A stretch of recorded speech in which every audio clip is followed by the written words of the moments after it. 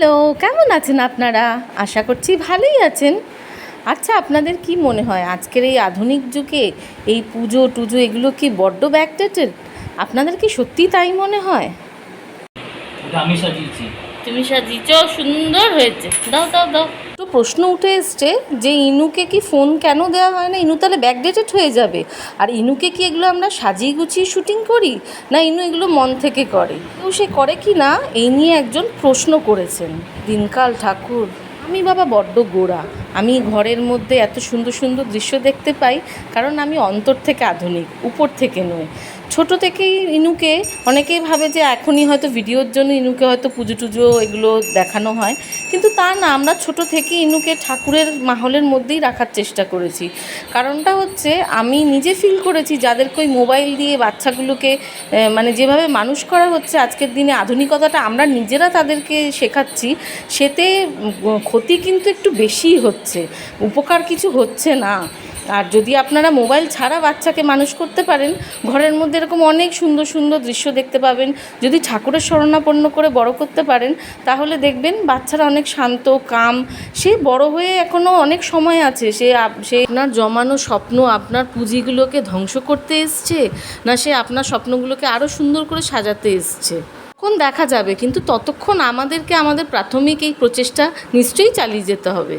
কোনো গর্বের কথা না, তবে হ্যাঁ, সরবে বলতে পারি ইনুকে শুধু বাড়ির লোকেদের সাথে ফোনে কথা বলা ছাড়া সেরকম একটা আমরা ফোন হাতে দিই না। হ্যাঁ, তবে মাঝে মাঝে একটু কার্টুন দেখতে, এটা ওটা দেখতে নিশ্চয়ই দিই। আজ অবধি মনে হয় না যে ওর ওই ফোনের প্রতি কোনো নেশা জন্মেছে, বরঞ্চ বইয়ের প্রতি নেশা জন্মেছে। বইকেও বন্ধু করাতে পেরেছি আমরা, যে ও জিজ্ঞেস করে এটা কি ওটা কি, তো বইয়ের থ্রুতে আমাদেরকে জিজ্ঞেস করে।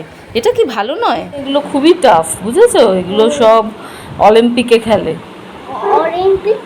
অলিম্পিক হয় একটা, পুরো অনেক কান্ট্রি থেকে সবাই আসে, বুঝেছো? তুমি যাবে অলিম্পিকে? ও হো, গড ব্লেস ইউ। তাহলে এত খেলা খেলতে পারবে যদি অলিম্পিকে যাও, বুঝেছো? ওখানে দেখবে অনেক দেশ বিদেশ থেকে অনেক কিন্তু কিন্তু মাম্মা, কিন্তু পড়াশোনা করে যেতে হবে। সে তো পড়াশোনা করেই যেতে হবে। এই যে এরা পড়াশোনা করে গেছে, সেই তো। তাই তো আমিও পড়াশোনা করে যাব। তো তুই পড়াশোনা করে রাজার মতো ইয়েতে যাবি না, চাঁদে যাবি না, অ্যাস্ট্রোনট হবি না? হবো তো। অ্যাস্ট্রোনট হবি? হ্যাঁ বাবা, আমাকে তো তাহলে সবাই পাগল করে দেবে। সবাই মিলে তো যাবে, রাজা যাবে, তোমরা যাবে, আমি যাব, লোকজন যাবে, সবাই এতজন রকেটে হবে? হবে। বড় না বড় রকেট নিবি? আচ্ছা, এত বড় রাজাও থাকবে আবার। রাজা তো আছে, অলরেডি চাঁদে বসে আছে রাজা।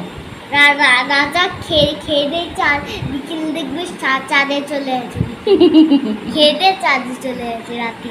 বাড়ির বাচ্চা কেন, বাড়ির সকলের প্রত্যেকজনের মস্তিষ্ক শান্ত আর একটা সুন্দর মাহল তৈরি করতে গেলে ঠাকুরের শরণাপন্ন হতেই হবে, সে আজ নয় কাল। যারা মনে করছেন আজকের দিনে এই মোবাইল বা এরকম বাইরের আপডেটেড লাইফ বাচ্চাদেরকে দেখানো ছাড়া বড় করলে বাচ্চারা পিছিয়ে যাবে, কি যে বাজে ভাবছেন আপনারা।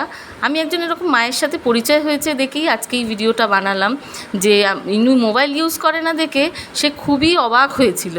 যাই হোক, আপনাদের আমার এই চিন্তাধারাটা কেমন লাগলো, বা আপনারাও যদি সহমত হন অবশ্যই একটা লাইক কমেন্ট করে জানাবেন। আর সবাই ভালো থাকবেন। টাটা।